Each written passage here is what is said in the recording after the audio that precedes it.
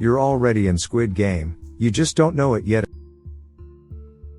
Imagine waking up drowning in debt, with nowhere left to turn. Someone offers you a chance at salvation. Play a simple game, risk everything, and maybe walk away rich, or die trying. This is the haunting premise of Squid Game, the hit series where 456 desperate people gamble their lives in deadly children's games for a shot at a fortune. You think Squid Game is just entertainment? That world of debt, desperation, and death was never just a show. It was a mirror so sharp, it cut right through our illusions. Through the lie that if we work hard enough, we'll make it. Through the hope that life is fair. But what if I told you, you're already in the game? You just haven't realized. The players are real. The rules are cruel. And no one ever asked for your consent. Chapter 1, The Price of Debt is Your Soul. In Squid Game, they were gamblers, immigrants, mothers, students, fathers. All buried in debt. All promised salvation, if only they were willing to bleed for it. Look around. We are those people. 45 million Americans are drowning in student loans. Some will die before they can pay it off. A young man, Jessamia, rationed insulin because he couldn't afford it. His father could only mourn at his casket and call out the injustice. The cost of insulin is ridiculous. This country is backwards, he said, devastated by a system where a young man's life was cut short over money. And it's not just America. All over the world, people live in fear of the next bill, the next eviction, the next phone call that says, "You owe us." And when survival becomes debt dependent, life stops being life. It becomes a wager. A slow-motion suicide called adulthood. Millions of people around the world are carrying debts they can never repay. They are desperate. They are willing to take deadly risks just for a chance to start over. Squid Game gives them a dream, a chance to reset everything, at the price of their own life. Cruel? Yes. But so real. In real life, we see people forced into brutal work, taking out loan shark money, selling their organs, selling their bodies, selling their morals, just because they have no money. Chapter 2, The Rich Don't Watch. They feast. Remember the masked VIPs? In the show, the wealthy VIPs wear golden masks, sip wine, laugh gleefully at scenes of bloodshed. They are bored with normal pleasures. What they crave is the ultimate power, the power to decide who lives and who dies, the thrill of watching hope get crushed. They were absurd, grotesque, inhuman. And yet, they exist in the real world. The exploitation of the poor for entertainment or profit is not a far-fetched fiction. It happens in front of our eyes. They sell us shows where the poor are humiliated for prize money. Where the desperate eat scorpions on TV for a shot at fame. They film real people collapsing on reality sets. A Netflix reality competition called Squid Game, The Challenge. Real contestants were recruited to compete for a large cash prize, fortunately, without death, but not without suffering. Consider the infamous early 2000s video series Bumfights. In this depraved production, the creators literally paid homeless men a few bucks or some booze to hurt themselves and fight each other on camera, just so thrill seekers could watch and laugh. They turn pain into profit, suffering into spectacle.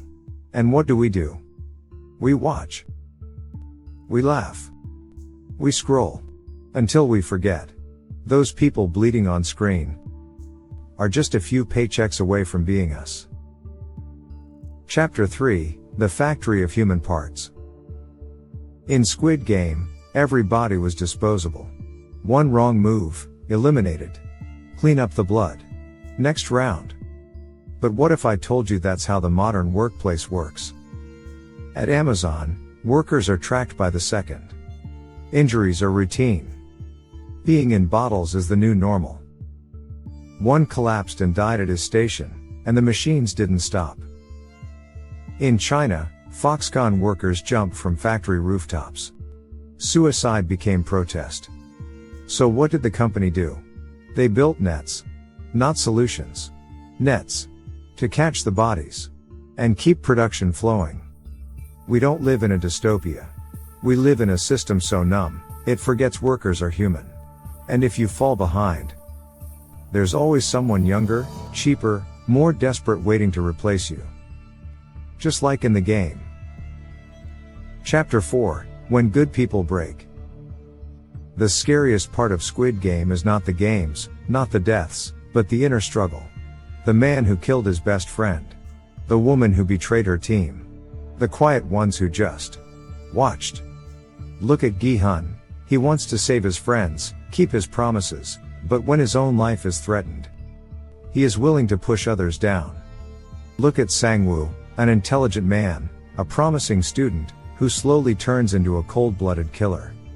And Se-byeok, a girl fleeing violence, dreaming of freedom, just hoping to earn enough for her brother, only to die at the hands of her own teammates. They didn't start out evil. They were good people just pushed too far. In real life, we see it too. A mother lies on a loan application. A worker hides a safety hazard. A bank employee opens fake accounts, just to hit quotas. To keep the job. To feed the kids. Under pressure, ethics dissolve. Empathy dries up. And all that's left is the instinct to survive. Like drowning men, we push each other down. And the system watches. Quietly. Profitably. Chapter 5, A Toxic System. Why did Squid Game resonate with hundreds of millions of people? Because we, too, are living in a game, the game of money, the game of status, the game of power. You study to race for grades. You work to race for wages. You compete, step on each other, just to avoid being left behind. This society was designed with those rules, and you have no choice but to play. If you don't play, you're eliminated. If you do play, you might lose yourself. Is it any different from Squid Game? Chapter 6, The Game is Rigged. At the heart of Squid Game's horror is the imbalance of power between the players and the game masters. The contestants are underclass, debt-ridden and desperate, while an elite few orchestrate the cruelty for their own amusement and profit. They told you, work hard. Stay in school. Be good. And you'll make it. But they lied. While 160 million people fell into poverty during COVID, the 10 richest men doubled their wealth. While you worry about rent, billionaires buy yachts the size of malls. While your country debates raising the minimum wage, some CEOs pay themselves more in an hour than you'll earn in a year. In the United States, a ProPublica investigation found some mega-billionaires paid a true tax rate of essentially 0% in some years, through loopholes and dodges, while a waitress or teacher might pay a far higher share of their modest income. This isn't the free market. This is feudalism with Wi-Fi. The VIPs of our world don't need masks.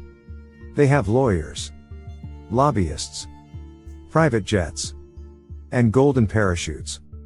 They don't watch the game. They own the board. Meanwhile, nearly half the world's population lives on less than $5.50 a day, and millions go to bed hungry each night.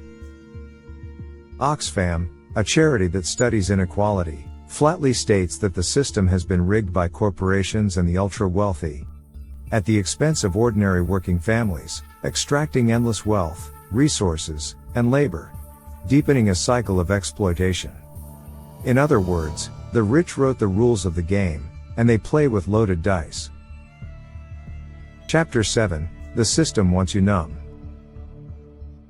And still, they want you quiet. They want you to binge another show. Blame the poor for being poor. Mock the worker for striking. Laugh at the single mom on food stamps. Because as long as we're divided, as long as we fight each other, we'll never look up and ask, who built this game? And why are they always winning? Conclusion: refuse to play. In the show, there is a faint hope.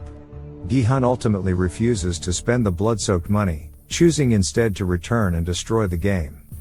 He refuses to become a monster. That is also a message: we still have a choice. We can stand up, save the last piece of humanity left in us, so that we neither become a VIP, nor a killer. In the end, Squid Game wasn't just a story. It was a warning. A scream wrapped in neon. A message for anyone still asleep. Wake up.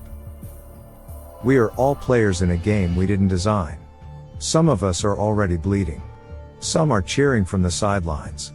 But none of us are safe. So ask yourself, will you play along? Or will you speak out? Will you step over others? Or reach for their hand? Will you accept this world? Or demand a better one? Because the game only ends when we stop playing by their rules. If society does not change, if we stay indifferent to the poor, if we keep praising the powerful, if we let greed control us, then Squid Game will happen again. This time not on a screen, but right here in real life. Remember, in a world where money can buy human lives, the most precious thing is compassion. Call to action. If this video stirred something in you, don't let it fade. Comment your thoughts. Subscribe for more truths they don't want you to see. And share this with someone who still thinks Squid Game is just a show. Together, we change the game.